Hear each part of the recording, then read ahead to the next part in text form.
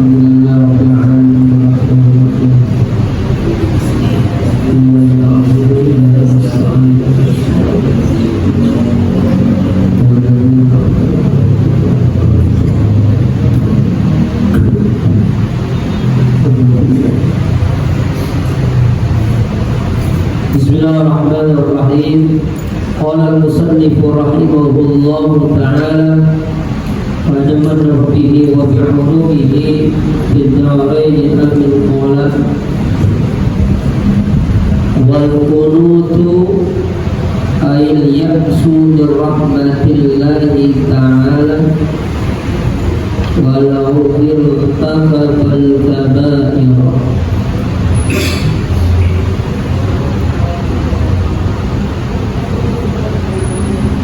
Wal qunutu ayat ya'su, dan berputus asa min rahmatillahi, dari rahmat Allah subhanahu wa ta'ala,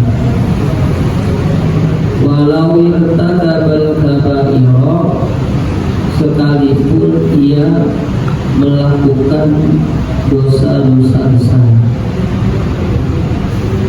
Ini salah satu bentuk kemaksiatan hati itu adalah putus asa dari rahmat Allah subhanahu wa ta'ala. Jadi kita nggak boleh putus asa. Kalau kita ini seorang yang durjana, tukang maksiat, label di dalam diri kita oleh masyarakat, kita seorang penjahat besar, orang kagak bener. Tetap kita nggak boleh putus asa dari rahmat Allah subhanahu wa ta'ala. Nah, rahmat Allah lebih luas daripada ampunannya. Jadi jangan takut enggak diampuni oleh Allah subhanahu wa ta'ala. Pokoknya sehebat apapun dosa kita, selama kita mau mendekat kepada Allah subhanahu wa ta'ala, maka Allah terima. Itu Allah tuh maha baiknya begitu. Kalau kita ini makhluk manusia ini punya kebaikan banyak, satu kesalahan maka kita bakalan tidak dianggap, dicampakkan habis-habisan. Kebaikannya banyak, punya kesalahan satu aja fatal. Maka yang 99 kebaikan itu hilang. Kita punya 100 kebaikan, yang dilihat satu kesalahan. Tapi Allah beda. Kita punya 1000 dosa, 1000 perbuatan maksiat, sekali kita taubat kepada Allah subhanahu wa ta'ala, dilanggar, diterima kita. Itu maha baiknya Allah subhanahu. Oke, kita jangan sampai putus asa dari rahmat Allah subhanahu wa ta'ala. Sedurjananya kita, pokoknya tetap harus kita mendekat kepada Allah subhanahu wa ta'ala. Jangan jauh dari Allah. Jangan sampai ada di dalam hati kita keputus asaan. Mudah-mudahan begini mah masih tidak Allah terima. Semua dosa banyak banget yang saya lakuin. Semua pernah, pernah, maaf, bentuk kejahatan, dosa-dosa diulang kerjain semua. Masih masih sayang keluar. Kayak itu dosa asal. Yakin bahwa Allah punya rahmat yang begitu hebat buat hamba. Justru orang-orang yang maksiat itu ditunggu oleh Allah subhanahu wa ta'ala, ditungguin ayo kapan baliknya, kapan mendekatnya kepada Allah. Setiap saat ditunggu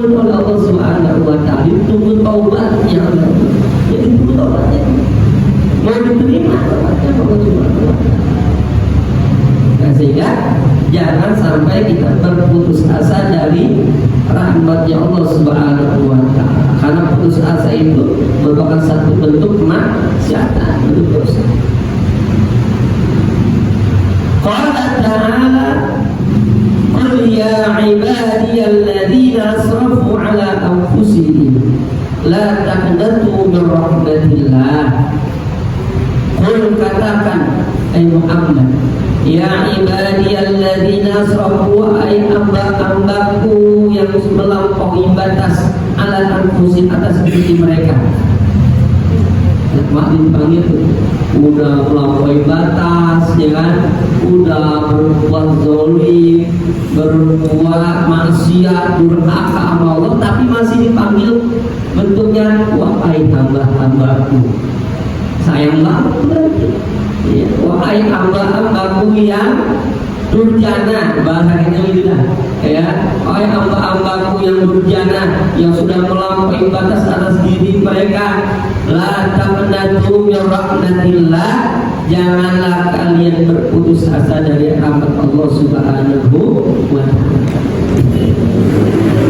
Ini kan sinyal ya dari Allah, ya, bahwa Allah begitu sayang sebenarnya sama orang-orang yang maksiat dan mau mendekat, tapi dia mau mendekat kepada Allah Subhanahu wa Ta'ala. Itu rahmat Allah. Ya, itu panggilannya begitu sayang dari Allah Subhanahu wa Ta'ala. Wa qala ta'ala, dan firman Allah Ta'ala, wa may yaqnatu min rahmati rabbih illa dhallun. Tidaklah yang berputus asa dari rahmat Tuhannya illa dhallun, kecuali orang-orang yang sesat. Ya, hanya orang-orang yang sesat yang berputus asa dari rahmat Allah Subhanahu wa Ta'ala.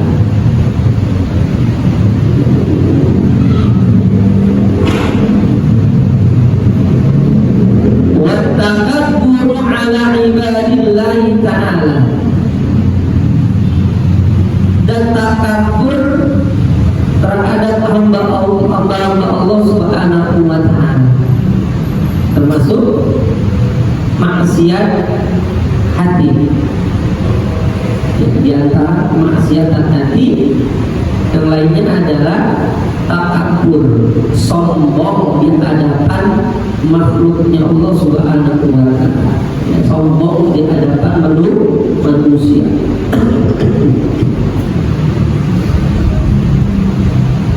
Ka'ayyara fi nafsihi annahu khairun min ghairihi,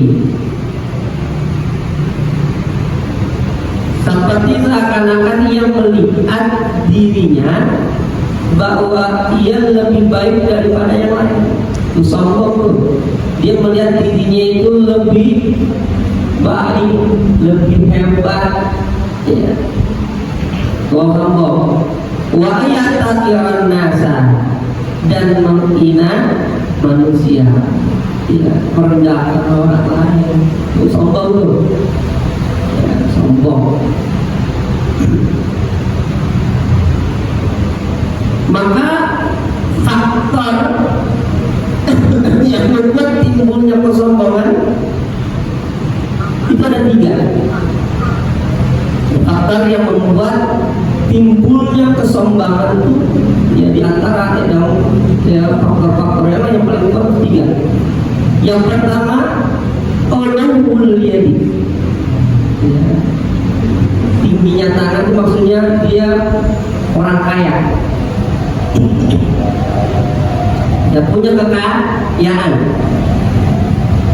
Orang kalau punya kekayaan maka identik dengan kesombongan, pasti terjangkit sombong. Ya. Mobil mewah, ya kan? Ya, orang miskin, ya jarang banget orang jalan kaki, pas-pasan.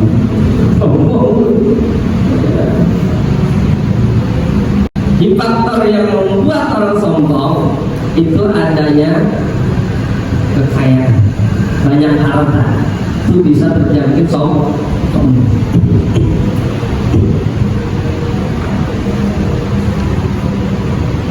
Yang kedua, nufuzul amr, punya kekuasaan.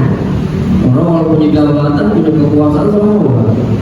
Oh, dulu belum naik, belum jadi RT, belum jadi RW, belum jadi lurah, belum jadi camat, belum jadi menteri biasa-biasa. Pas ada punya pangkat, ya, itu siapa?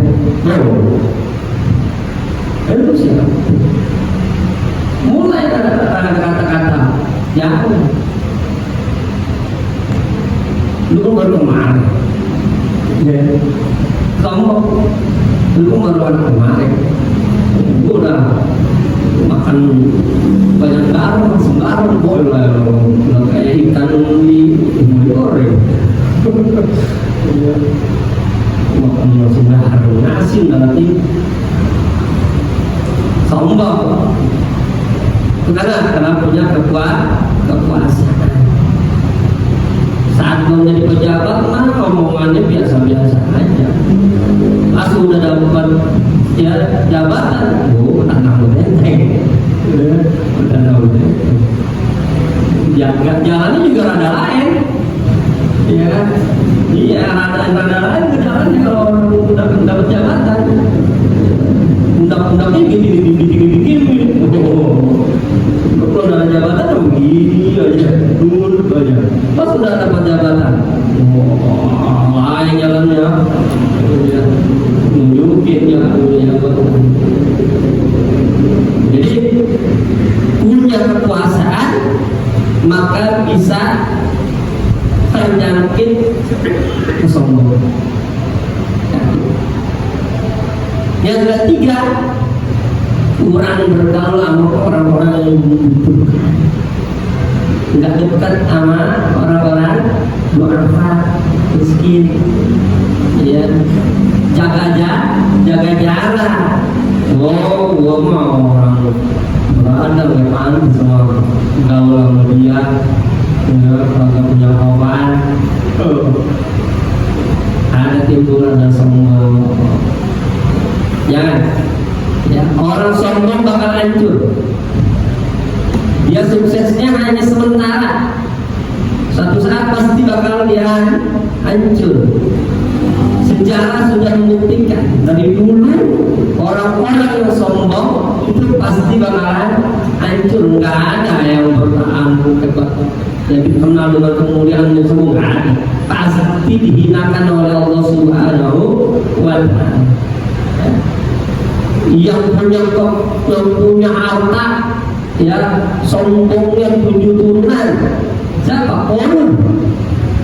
Yang punya harta yang banyak, maka terjangkit sifat sombong.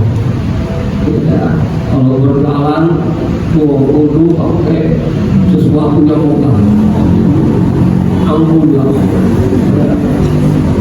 Bahkan kunci gudangnya aja kudu dipokok sama orang 10 yang buat kota gede-gede. Kuncinya lah, bagaimana gudangnya itu.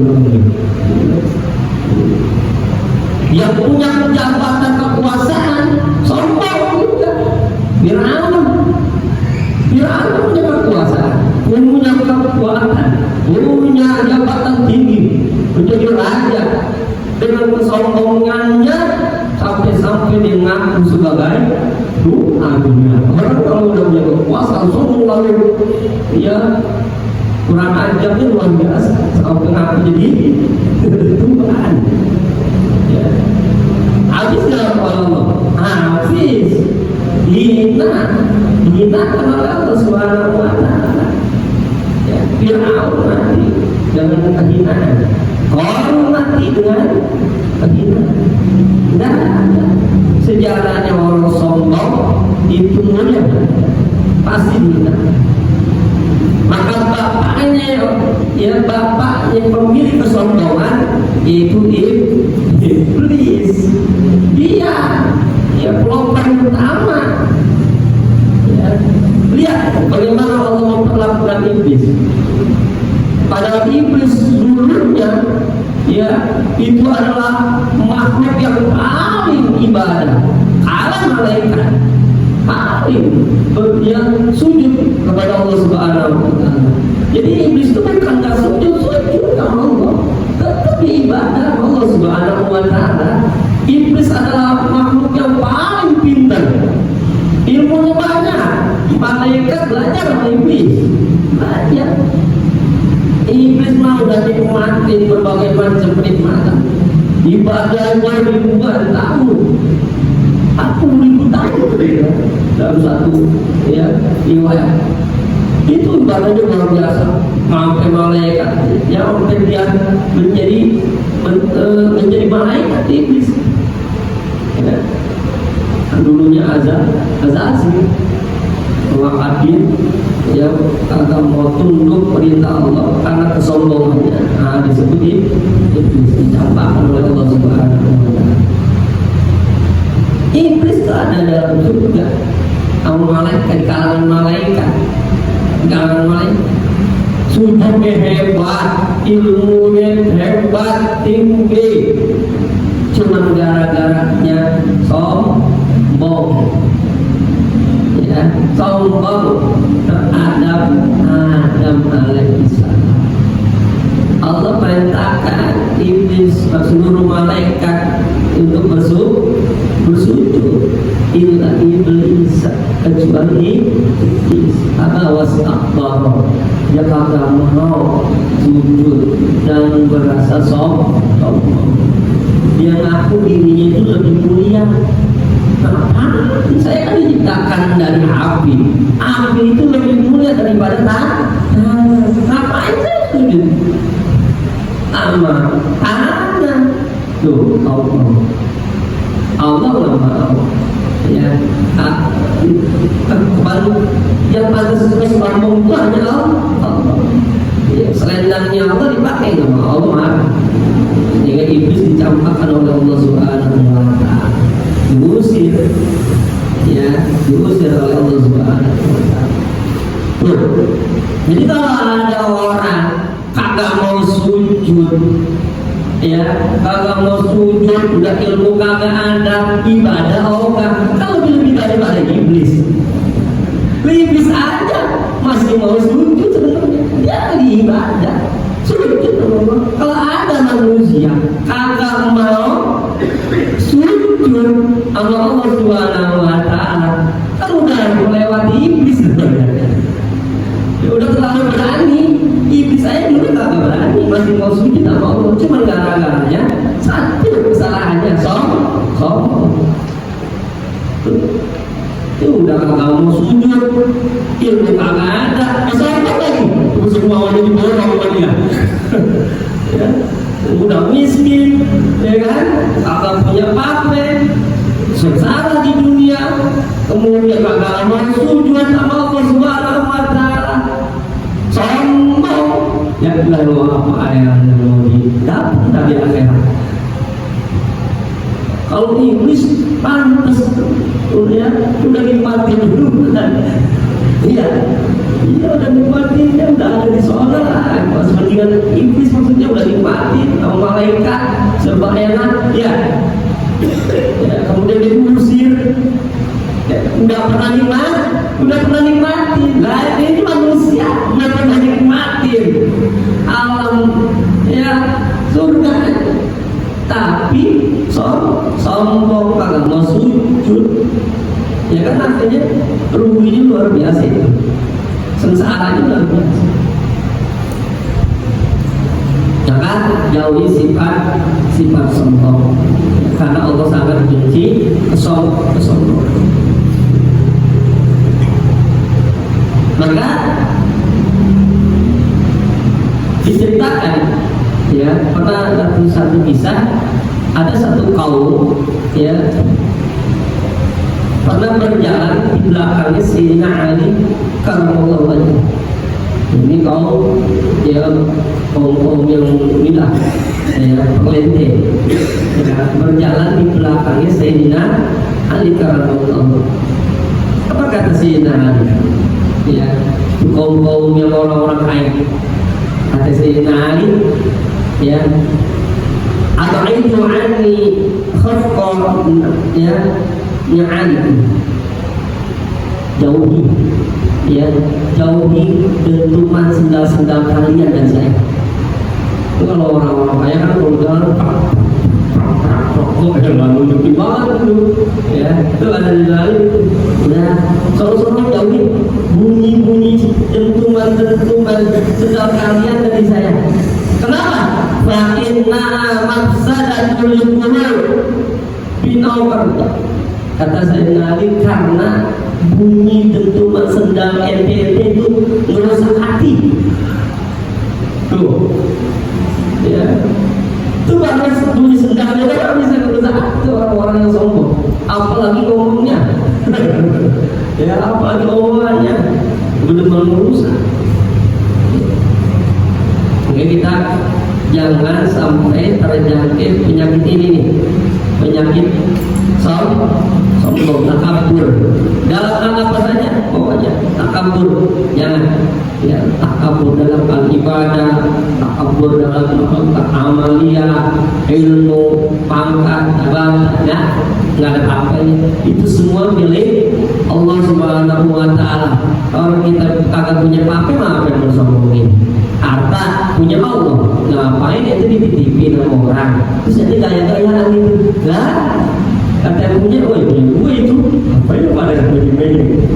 Oh, tak tambah pendek. Kalau dititipin sih, ngapain tahu? Jangan. Ya, harta dititipin Allah, jangan dibuat dengan adil, jangan kita sombong. Harta, pangkat, jabatan, kekuasaan itu dititipin sama Allah. Jangan sombong dengan harta, dengan kekuasaan jabatan itu. Jauhi sejauh-jauhnya sifat sombong.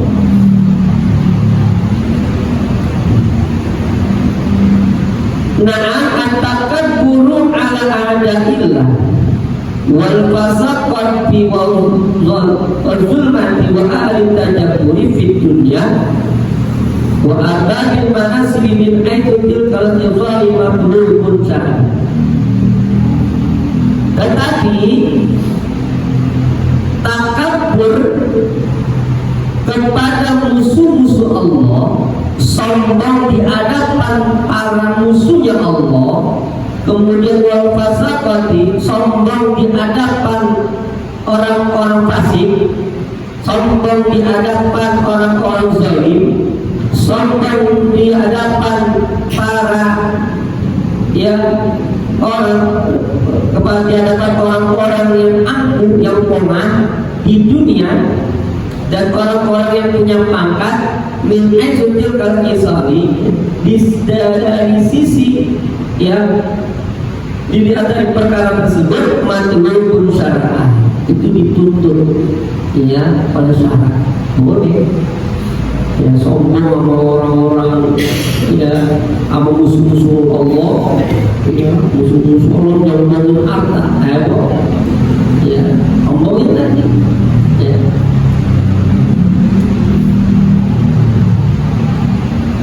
Ya, takabur ala mutakabiri sedekah. Takabur di hadapan orang-orang yang sombong itu satu sedekah. Ya, termasuk kalau ada musuh-musuh Allah menyombongkan harta, maka orang-orang muslim yang punya harta banyak sombongin lagi, biar dia mentalnya jatuh, biar dia masuk. Sama orang-orang fasik itu juga, ya, sombong di hadapan mereka. Sama orang-orang zalim, sama orang-orang yang pongah, yang angkuh, sombong di hadapan mereka, dituntut oleh saya. Hasanun aklan, ya, baik dilaksanakan menurut akal, ya, secara akal itu bagus, ya. Sombong sama mereka yang, ya, berbuat durhaka kepada Allah Subhanahu wa Ta'ala. Fatajammuna fil malabisi wal maraqibi wal tu'umi la yusamma kibaran. Memperindah di dalam pakaian, kendaraan, jamuan, la yusamma kibaran, tidak dinamakan sombong. Kalau kita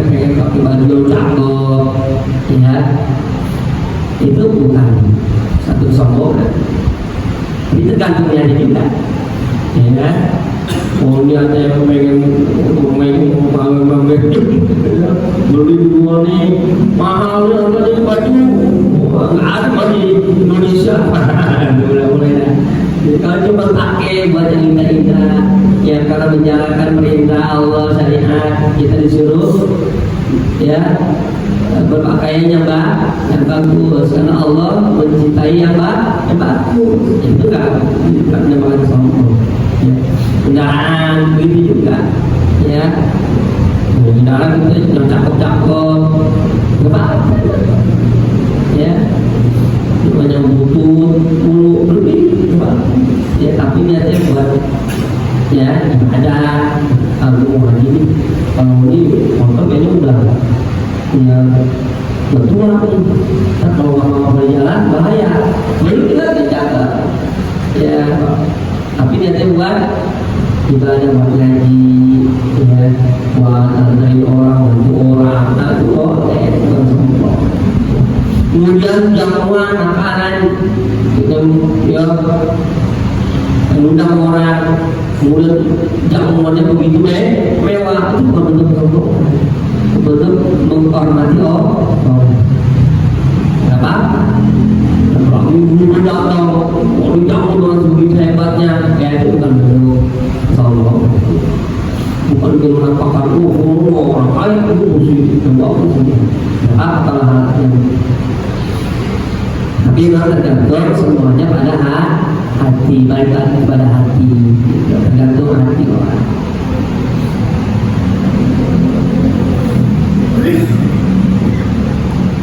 Liqaulihi sallallahu alaihi wasallam, karena sabda Nabi sallallahu alaihi wasallam, innallaha jamilun yuhibbul jamal. Sesungguhnya Allah itu indah, menyukai yang indah. Jadi Allah itu indah ya, demennya yang indah-indah, jangan yang kumel-kumel. Mah punya banyak yang jelek, yang besar, biar dianggap wanita sahur gitu. Yang bagus, sembahyang yang bagus ya. Jangan sembahyang di musola yang dipakai koko, PBS, di rumah pakai pos utara, kan Tuhannya beda. Di musola sama di rumah, bahkan sama. Di musola yang kita sembah Tuhannya sama atau beda dengan di rumah? Kenapa bisa penampilannya beda? Mestinya kan sama. Kalau emang di musola bisa pakai PHS, mestinya di rumah juga pakai PHS. Jangan pakai PHS, itu rumah bisa berpengaruh. Saat kita lagi nggak bisa di musola, sholatnya di rumah, ya pakai PHS. Jangan takut, gimana? Musolanya mau di masjid juga enggak. Karena Tuhannya di besar. Kalau di kamu sholat masih pakai koko yang bagus, pakai gamis, pada saat di rumah pakainya kaos sampai bawah, ya, itu beda Tuhan yang kita sembah. Enggak kan? Sama. Sama tujuannya mesti indah juga, rapi juga. Ketika menghadap Allah Subhanahu wa Ta'ala, jangan dibedain. Ya, kata wali itu jangan dibedain ketika yang dia menyembah di musola, sholat di rumah sama sholat di musola di masjid, kalau nampilannya beda.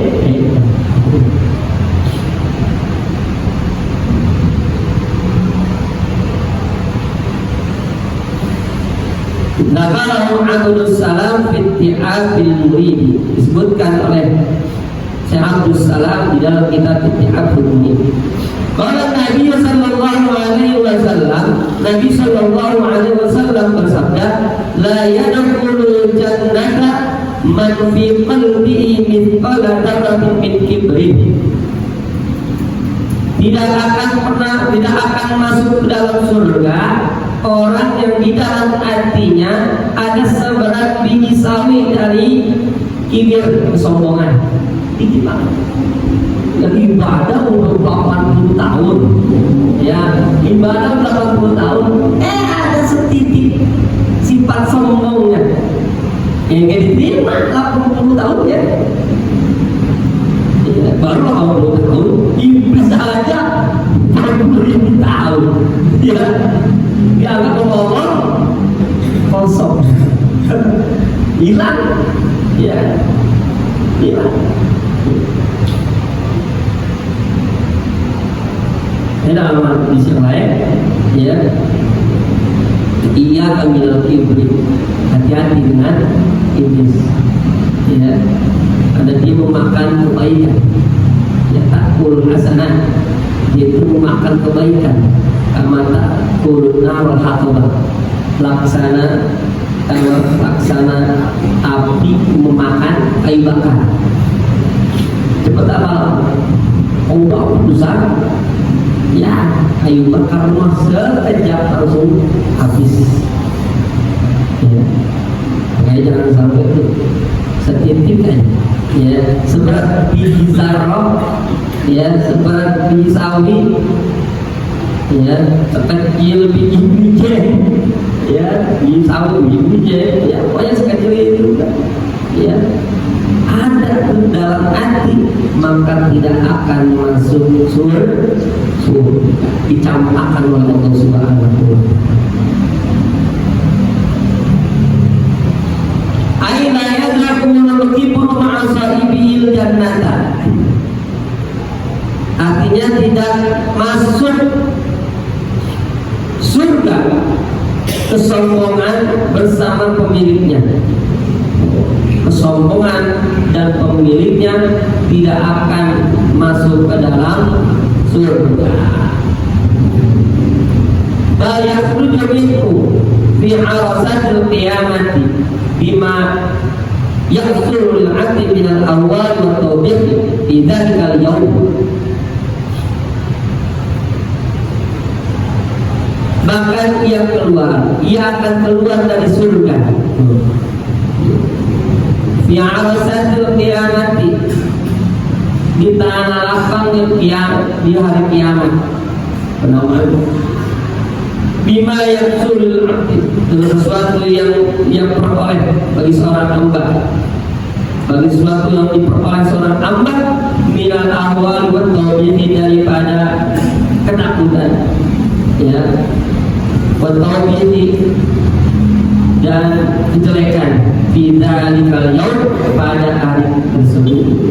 Yang didapat cuma ahwal, ketakutan yang sangat, kejelekan, keburukan yang didapat itu doang, tapi dia bakalan diusir dari surga, nggak bakal masuk dalam surga. Idza udirat jahannam bil mutakabbiri wal mutajabbirin, ketika neraka jahanam dipenuhi dengan orang-orang yang sombong dan angkuh. Neraka jahanam nanti dipenuhi sama orang-orang yang sombong, sama orang-orang yang angkuh. Kesombongan akan menghasilkan kehinaan. Tutup diri kita sebisa mungkin, yang dilatih untuk memiliki sifat tawadhu. Tawadhu sudah lama tadi, ya, orang tawadhu sama. Mereka kata sebagian ulama hikmah, man bai'a min salasin nala salasa.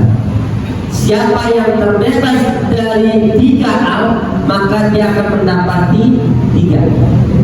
Siapa yang membebaskan diri dari 3, maka dia akan dapat 3. Kata ahli ulama hikmah. Yang pertama, man bai'a min az-zari nala izza. Siapa yang membebaskan diri dari perbuatan buruk, ya, perbuatan buruk, dari kejahatan, dari keburukan, nal izzah, dia akan memperoleh kemuliaan. Dosa, perbuatan buruk sekecil apapun dijauhi. tetap kita akan mendapatkan kemuliaan dari Allah Subhanahu wa taala. Wa man bari'a minal barri ma syaraf.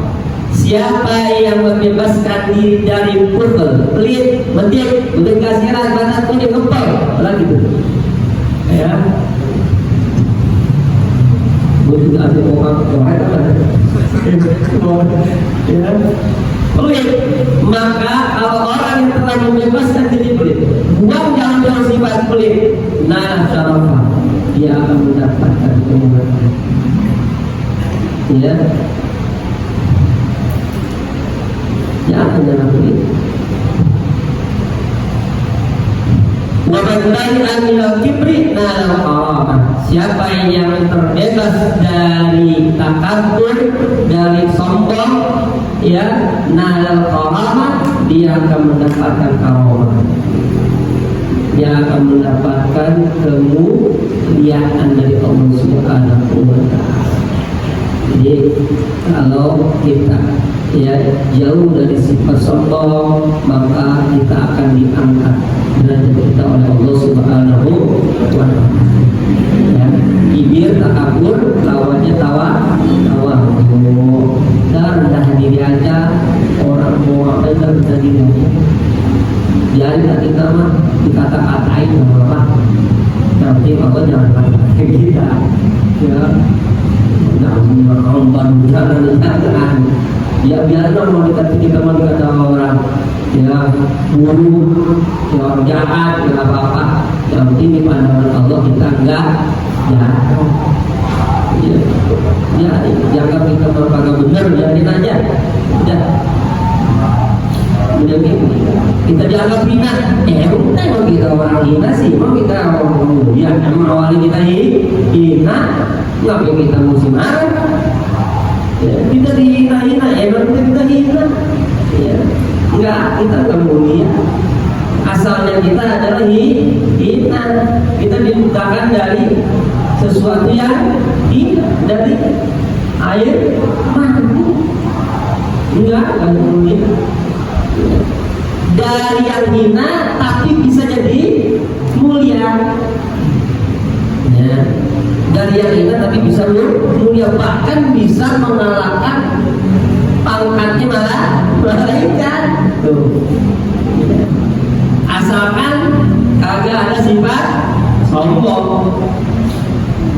Iblis diciptakan dari sesuatu yang bagus, mulia, tapi hina.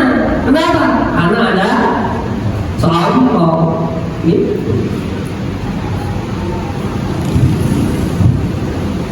Ini kalau kita udah ya kita diciptakan dari sesuatu yang hina, jangan menjadi hina maksudnya.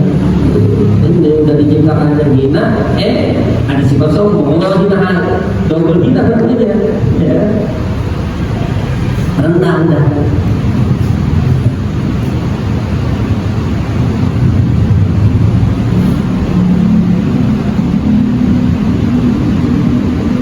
Al-mutakabbiru wal muta'azzimu bima laysa fihi.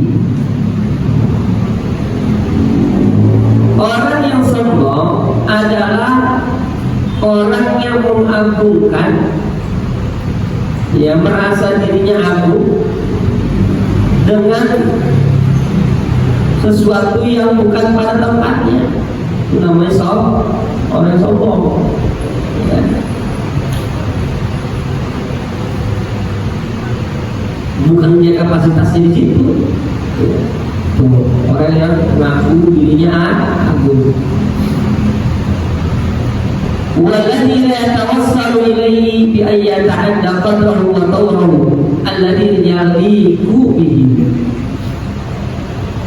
Wal mutajabbiru, dan orang yang angkuh pengan, walladzi la yatawassalu ilaihi, itu yang tidak sampai kepadanya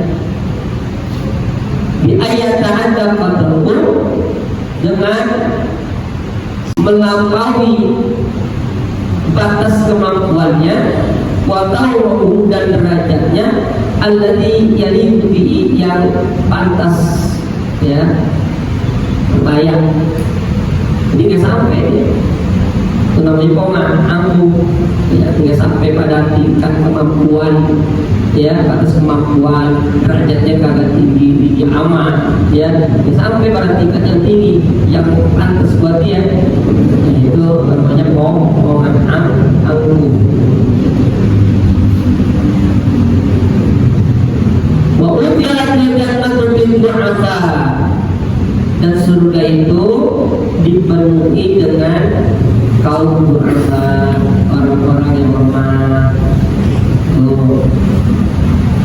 Dan itu merasa lemah aja. Nanti kalau kita merasa lemah, ya merasa kagak punya apa-apa, merasa kagak punya ilmu, merasa kagak punya harta, merasa kagak punya pangkat dan jabatan, merasa kagak punya kekuasaan, maka merasa nggak punya itulah menyebabkan kita nanti kumpulnya di dalam surga.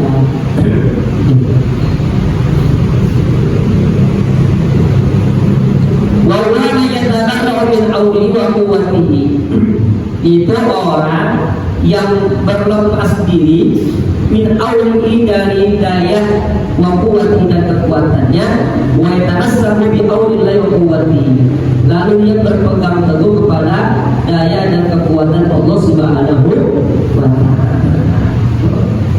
La haula wala quwwata illa billah, tidak ada daya dan kekuatan kecuali Allah Subhanahu wa ta'ala, kecuali daya dan kekuatan Allah. Walaupun dia hebat, tapi dia enggak ngakuin kehebatannya. Dia punya banyak harta, tapi dia enggak ngakuin hartanya. Ya. Walaupun dia punya pangkat dan jabatan, tapi dia tidak mengakui pangkat dan kekuasaan jabatannya. Karena apa? Karena dia enggak punya kekuatan.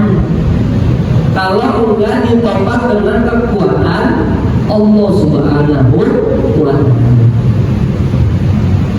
Maka tatkala orang punya rasa seperti itu, maka nanti ya ketika dia wafat, dia akan dikumpul, akan masuk ke dalam surga. Karena surga adalah tempatnya orang-orang yang lemah, bukan orang-orang yang sombong.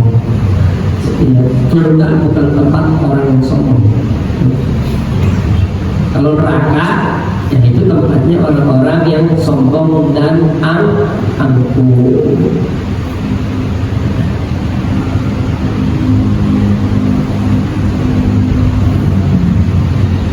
Sehingga ya kita mengucapkan la haula wala quwwata illa billah, itu sebagai bentuk refleksi ya, agar kita terjangkit sifat sombong. Kita akui bahwa kita nggak punya kekuatan apa-apa. Terus untuk la haula wala quwwata illa billah. Ya, dalam segala hal la haula wala quwwata illa billah. Kita nggak punya apa-apa, kita nggak punya kekuatan apa kecuali ada pertolongan dari Allah Subhanahu wa ta'ala. Sama kita mau ngaji bukan karena kekuatan kita, bukan, karena ada kekuatan Allah Subhanahu wa ta'ala sehingga kita bisa sampai ke majelis.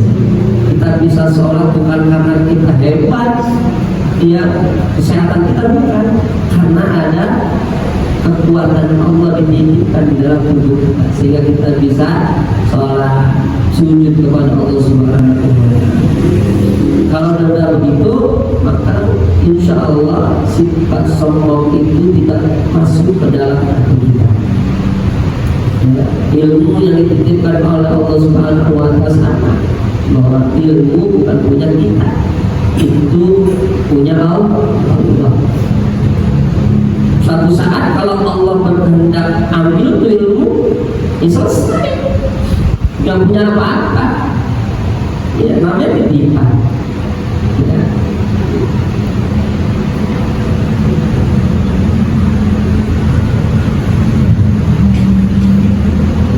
Latifatun wallahu a'lam.